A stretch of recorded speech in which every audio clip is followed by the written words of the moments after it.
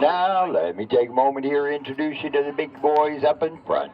The ones doing all the hard work for us today. On my right-hand side up here, his name is Marvin. He is a Belgian draft horse. His partner on the left here, that's Leroy, and Leroy is a Percheron draft horse, and chances are pretty good you're going to hear me yakking at them while we're out on the tour. Now, I want y'all just sit back and relax. While the boys and I do drag you back over 140 years. Marvin, Leroy, step up, let's get to work. We're going back when Tombstone was nothing but a silver mining town. We actually became a city 1879. And before we were 3 years old, it already had 2 major fires. On the left, on that corner, today the world-famous Crystal Palace. Built the year we became a city, the Golden Eagle Brewery. Surviving the fire of 1881, burned in the fire of 82. Got rebuilt in less than a month, has been the Crystal Palace since June of 1882. Keep it in mind while I tell you about the ambush of Virgil. Left again the Oriental Saloon. That's where the Earp brothers controlled the faro tables. And on the right's a branding iron, which was the single-story Bucket of Blood Saloon. And it happened on the night of December 28, 1881, a couple of months after the gunfight. Marshal Virgil come out of the Oriental to make his nightly rounds. Well, he headed for the brewery. Shots rang out from above the Bucket of Blood. Couple of those struck him in the back of his left shoulder, and he lost use of the arm the rest of his life.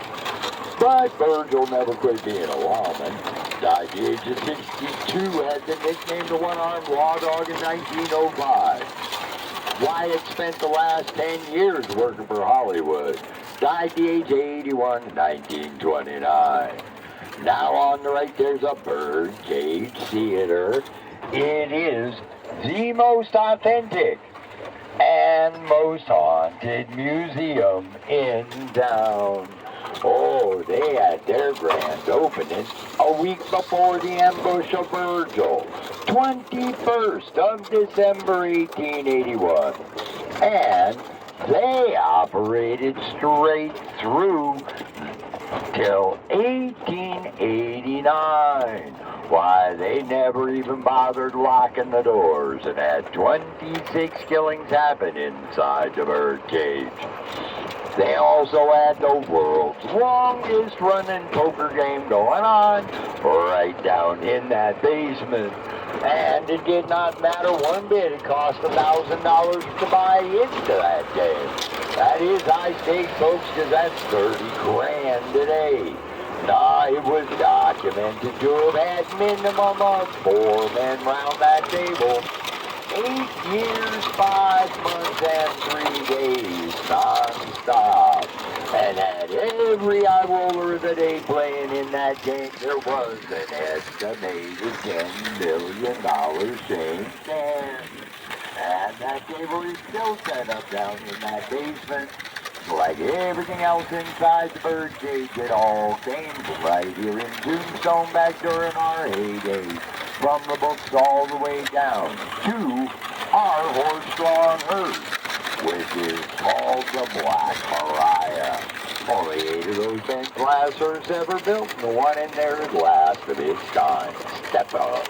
Now on the right past that tent, there's the Arcadia Saloon. It's the site of our first fire, June 1881, and happened after a couple of brilliant bartenders checked a sour barrel of whiskey. One of the boys had a lit cigar, and 66 buildings burned that night. Well, you look out the right and back behind the Crystal Palace stands the Tombstone epitaph. Now, it was late in the year 1879 when our first elected mayor, an Indian Affairs agent by the name of John B. Clump, got to town. Well, he told the folks here there's no tombstone complete without its epitaph, and May 1st, 1880, founded that paper, which is still in print today. On the right, the orange building, Red Buffalo.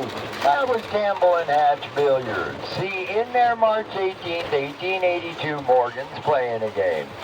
Outlaw believed to be Frank Stillwell shot through the back door, assassinating Morgan by shooting him in the back.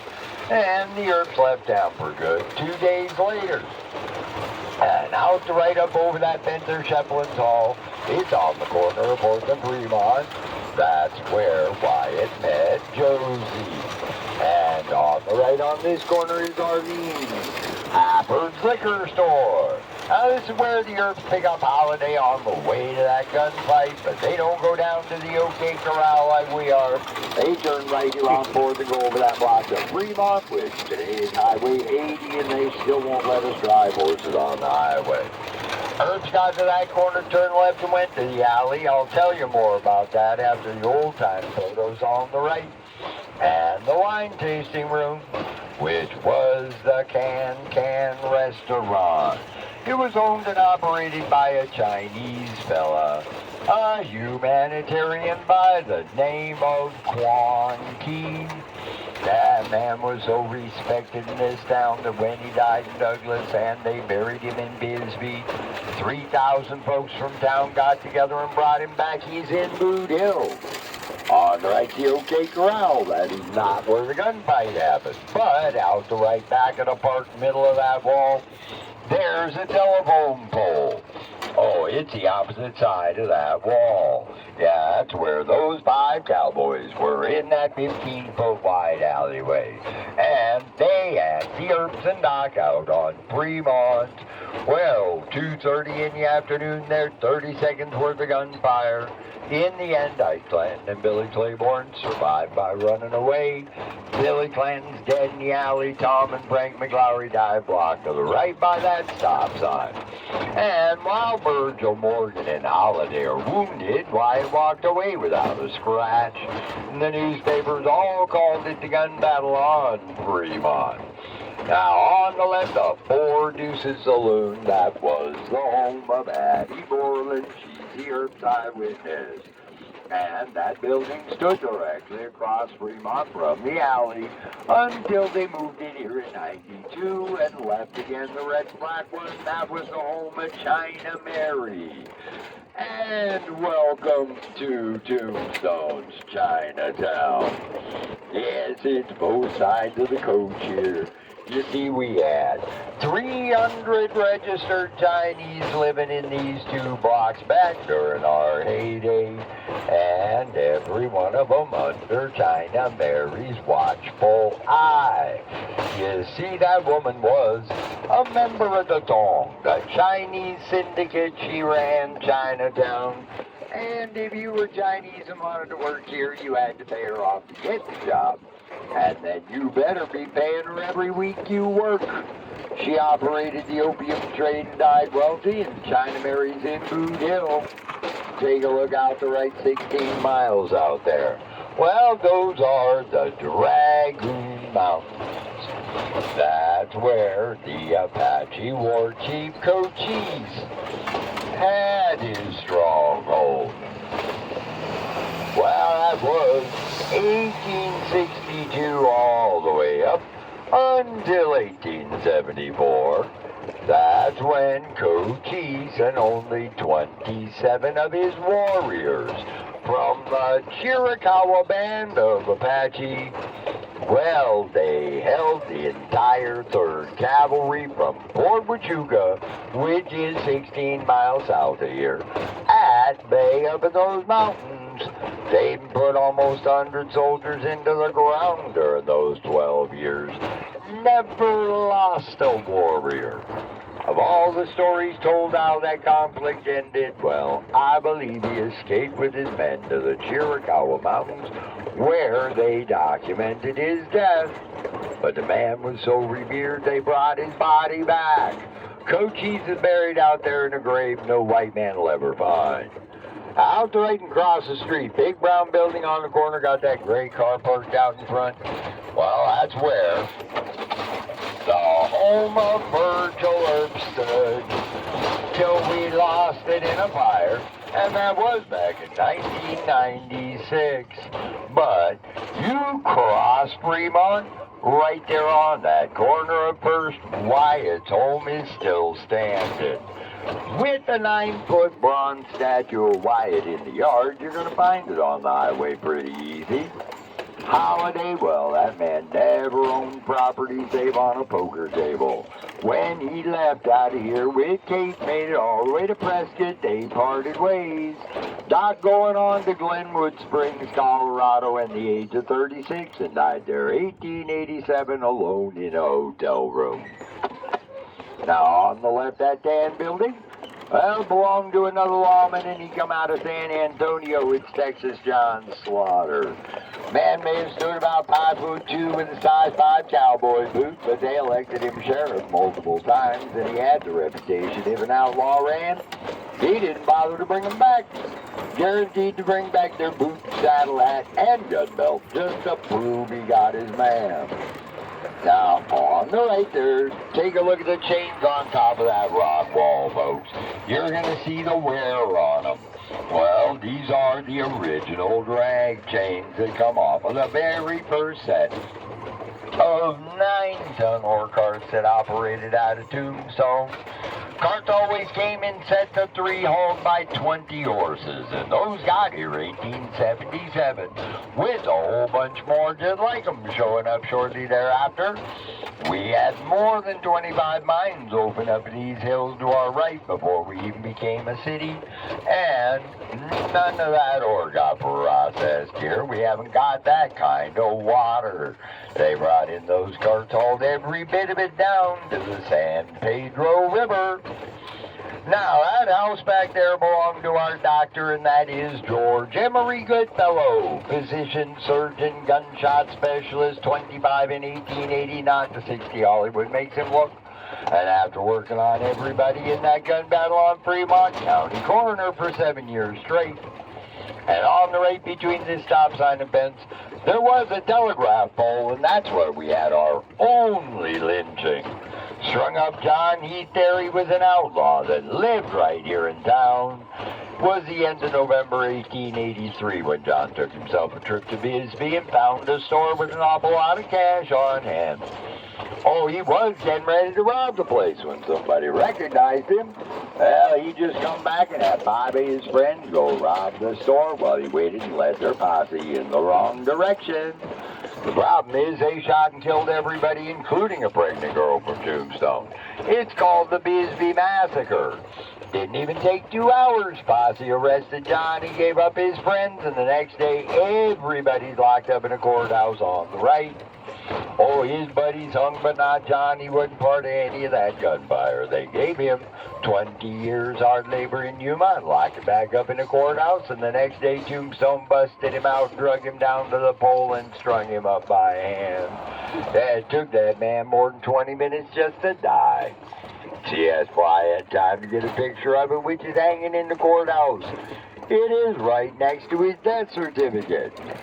But our county coroner just happened to be in that lynch mob, showing he had a sense of humor. Goodfellow wrote down that John Heath had died of emphysema of the lungs, possibly caused by high altitude or strangulation. On the left, home Allen English. Oh, that stained glass on his front porch is the original glass. It came from Paris, France, and got here in 1882. And even with a 7.2 earthquake here, May 1887, the glass remains unbroken today. Well, now let me tell you about our founder. That is Edward Lawrence Shefflin. Shefflin Hall got named for him. He's even got a statue in the city park. Well, now Ed was a scout for that 3rd Cavalry down on Fort Huachuca for a couple of years. And he told the Army in 75 he was coming here to prospect. They looked at him and said, Ed, when you lose your mind, you already know all about them hostile Apaches. You're going to mess around up there by nothing but your tombstone. 1876 found the $85 million worth of silver. 77 opened that first mine, called it the Tombstone for them naysayers on the fort. 2 years later, 3,100 folks living here incorporated as a city and took the name of the first mine. Outright Tombstone City Library, actually built in 1901. It is our railway depot. Southern Pacific operated here until 1960. And on right now is the Rosebush Museum. The rose is in that backyard. It was 1884 when a young Scottish newlywed planted that 6-inch cutting of the White Lady Banks Rose. Now it went into the Ripley's, believe it or not, book 1935. Guinness Book of World Records in 1945. And it remains in both of those books today and blooms every April. On the left, Chamber of Commerce, Visitor Center up here on the corner. Why, this is Tombstone's very first adobe building. Well, a gentleman by the name of Pi Allen. He helped design and to build it in Allen Street that we are turning back onto did get named for him. Oh, the Visitor Center as well as Sheplin's Hall, and that's a block to our left after this corner. Both were untouched by our major fires. And that second fire actually happened a couple months after the earth left down for good. On May 25th, 1882, 100 businesses burned. One of them on the left side of that fence. Yeah, that's where the Cosmopolitan Hotel stood with 2 stories and 80 rooms. It's where they put the Erbsen Holiday under house arrest during the inquest over that gun battle on Fremont.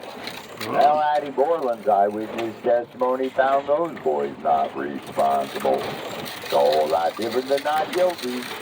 And on the right, Big Nose Skate Saloon and the J.L. Silver Company, the 7 Arches up there, that's the ground floor of the Grand Hotel. Luxury hotel where the Earp stayed when they got to town. As for Big Nose Skate, well, now Doc's girlfriend, she didn't have all that big a nose. She didn't have a clue how to keep it out of everybody else's business, but she outlived them all. Lived to be 2 days shy of 90, she buried up in Prescott. Well, I hope y'all enjoyed that tour around the old town with me today. I do want you to be careful on those stairs. Should you have any questions, just come on up and ask.